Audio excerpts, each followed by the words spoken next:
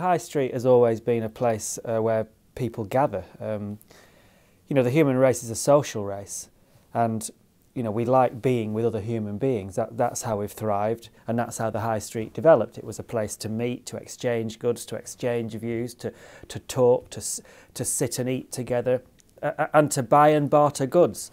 And nothing's really changed in the human psyche. Yes, we have the internet, and yes, some people could argue that has made us more solitary beasts, that sometimes that virtual communication is a way that we're communicating nowadays, but it will always be that human beings have to interact. You know, we haven't worked out yet how to kiss or make babies down the internet.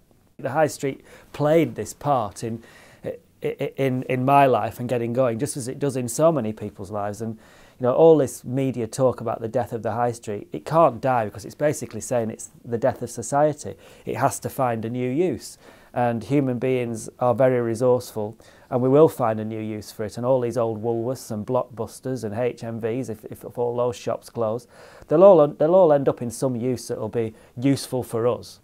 I don't think it's anything to get too upset about, shops closing at all, because there's lots of things that can replace that, it's just we're in flux. The internet has thrown the retail world into total, it's just thrown things up in the air, and they're still floating around, but they'll settle, and a new generation of entrepreneurs will find ways of making our high street work.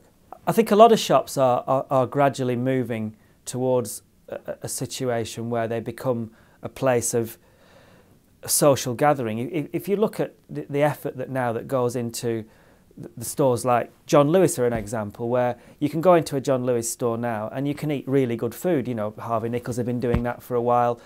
So you can eat really good food, you can drink in a bar, you can have social spaces to sit and chat, but also they're doing really, really well online as well. So that it's getting that balance about having the drama of being able to touch and feel and meet and see and look at the whites of other people's eyes when they're looking at something and thinking, look, oh, that person's quite cool, they like that as well, maybe I'd...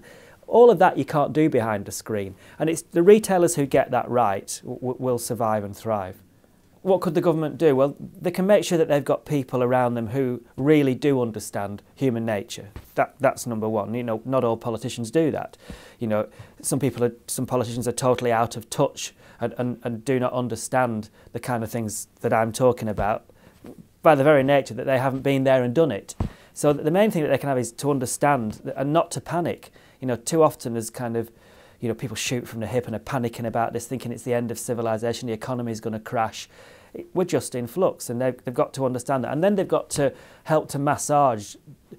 Once you understand something, you can take the barriers away from change. And that's what governments have got to allow. They've got to understand what change can take place and create an environment where that change can take place.